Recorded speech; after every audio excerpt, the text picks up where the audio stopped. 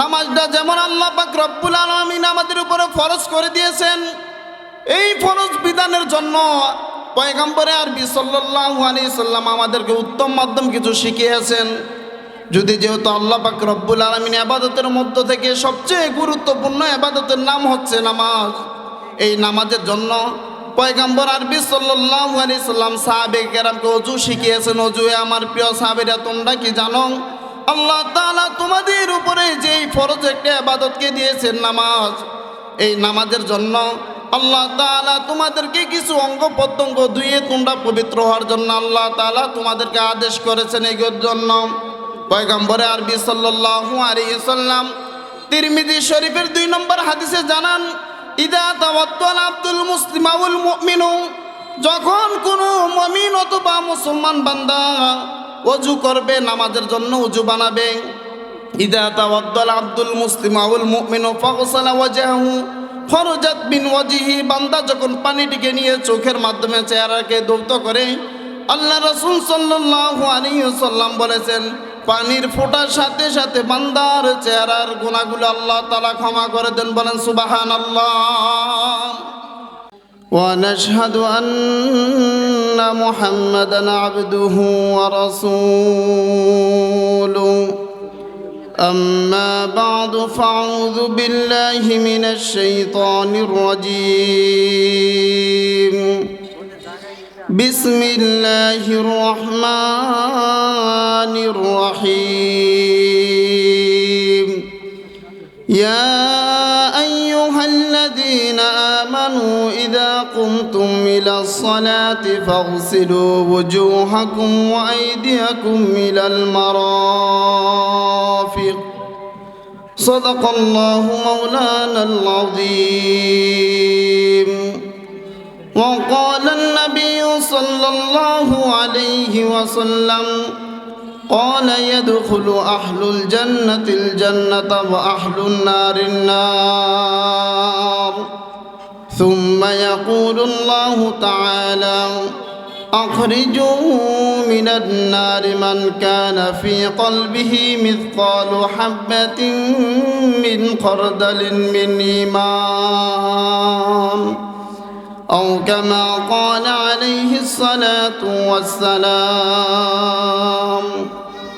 আলহামদুলিল্লাহ, আল্লাহ জাল্লা সুবহানাহু ওয়া তাআলার দরবারে লাখো কোটি শুকরিয়া আদায় করছি, যিনি যে মহান রব্বে কারীম আমাদেরকে বিগত দিনের নেই আবার ওই জান্নাতের বাগান উপস্থিত করার মতো তৌফিকটুকু দান করেছেন।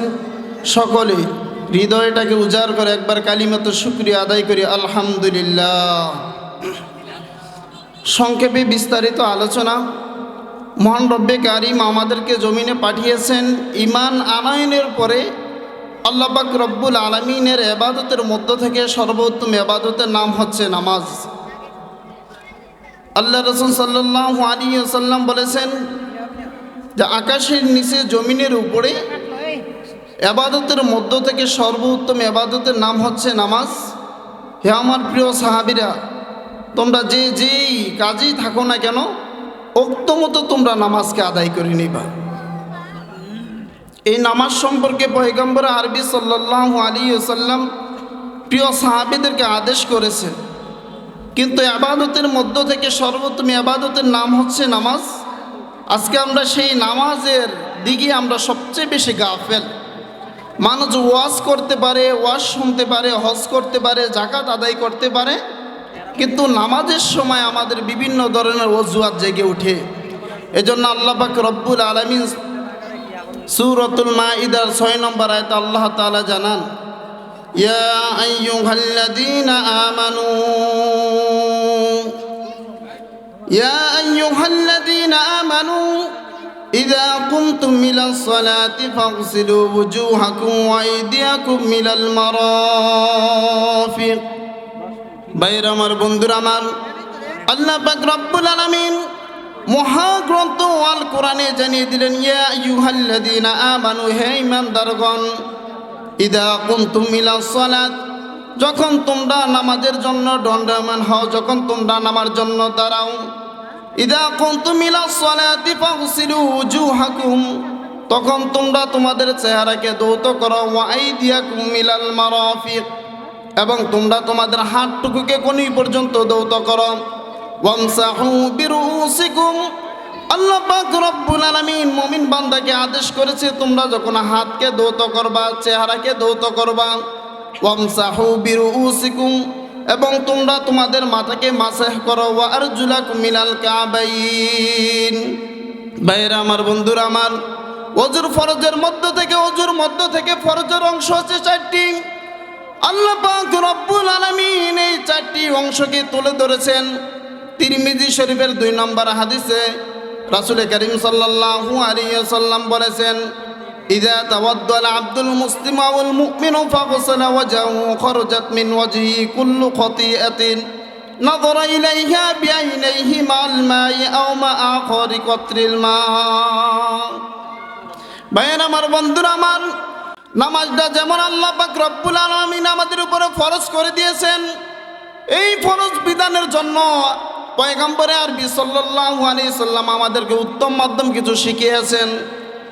যেহেতু আল্লাহ পাক রব্বুল আলামিন ইবাদতের মধ্য থেকে সবচেয়ে গুরুত্বপূর্ণ ইবাদতের নাম হচ্ছে নামাজ, এই নামাজের জন্য পয়গম্বর আরবি সাল্লাল্লাহু আলাইহি সাল্লাম সাহাবে কেরামকে ওযু শিখিয়েছেন। ওযুয়ে আমার প্রিয় সাহাবীরা, তোমরা কি জানো আল্লাহ তাআলা তোমাদের উপরে যেই ফরজ একটা ইবাদতকে দিয়েছেন নামাজ, এই নামাজের জন্য আল্লাহ তাআলা তোমাদেরকে কিছু অঙ্গ প্রত্যঙ্গ ধুয়ে তোমরা পবিত্র হওয়ার জন্য আল্লাহ তাআলা তোমাদেরকে আদেশ করেছেন। এর জন্য পয়গম্বরে আরবি সাল্লাল্লাহু আলাইহি সাল্লাম তিরমিজি শরীফের 2 নম্বর হাদিসে জানান, ইযা তাওয়াদ্দাল আব্দুল মুসলিম ওয়াল মুমিনু, যখন কোনো মুমিন অথবা মুসলমান বান্দা ওযু করবে, নামাজের জন্য ওযু বানাবে।